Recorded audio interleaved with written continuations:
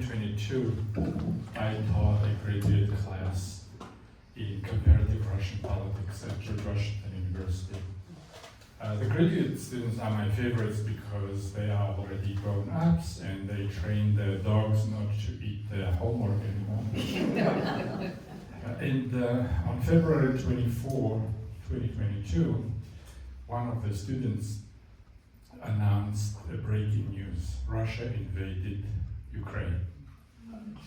And another student said, well, that doesn't make sense. Sure, Russia can bite off a piece of Ukraine, but ruling over Ukrainians would be a political nightmare for the Kremlin. That sparked a lively debate, but I wanted to give them something deeper to think about. And I told them a story that I heard from Franziska Wolzak, a lady I met in Oxon Hill, Maryland. Franziska said that she was born in 1934. Oh, I said, you were just 4 years old when the Anschluss happened. The Anschluss was Nazi Germany's occupation of Austria in 1938. Yes, she said, I remember how our daycare teacher told us, children, do you know what day is it today? So one of the kids said, it's Christmas. And the teacher said, and what happens on Christmas? Another smart kid shouted, Jesus brings us gifts. Okay, the teacher said, let's ask Jesus to bring you gifts. And we started shouting, Jesus, Jesus, bring us gifts. But nothing happened. And the teacher said, I think Jesus doesn't love you anymore. Let's ask somebody who loves you. Let's ask Hitler. And we started shouting, Hitler, Hitler, bring us gifts. And other teachers walked in and gave us presents. And the teacher said, remember, children, Jesus doesn't love you anymore. Hitler loves you now. And 70 years later, Franziska's eyes were full of tears as she was telling me that story. And I explained to my students what little Franziska experienced at the age of 4 was shift to totalitarianism. A totalitarian regime wants to control you, your family, and even your thoughts.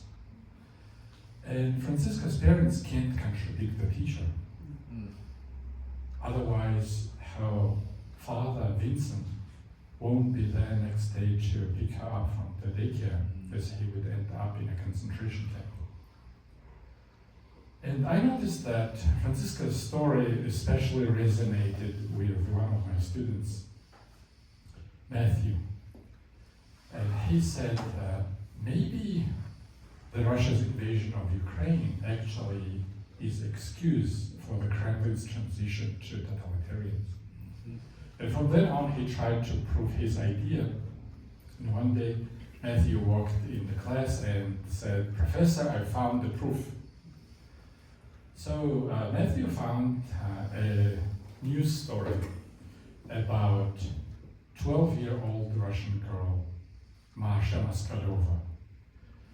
Her art teacher gave students an assignment to draw pictures supporting Russian troops fighting in Ukraine. But Masha instead drew a picture of a mother shielding her child from missiles with 2 flags, Ukrainian and Russian flag, and wrote, Glory to Ukraine. The teacher reported to the principal, who called the police.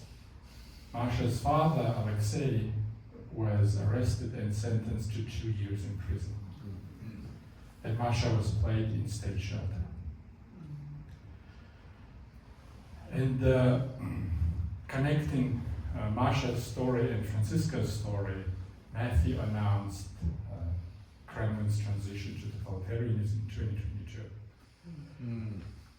After my students graduated, I kept following Marsha's story, and in October 2024, her father served his 2-year sentence and was released from prison, and so Alexei and Masha, they left Russia and applied for asylum in France, where they live now. And I want to believe that Masha is building a new life in France, and one day maybe she will tell her story, just like Francisca told me about her Christmas at the Nazi daycare. Yeah.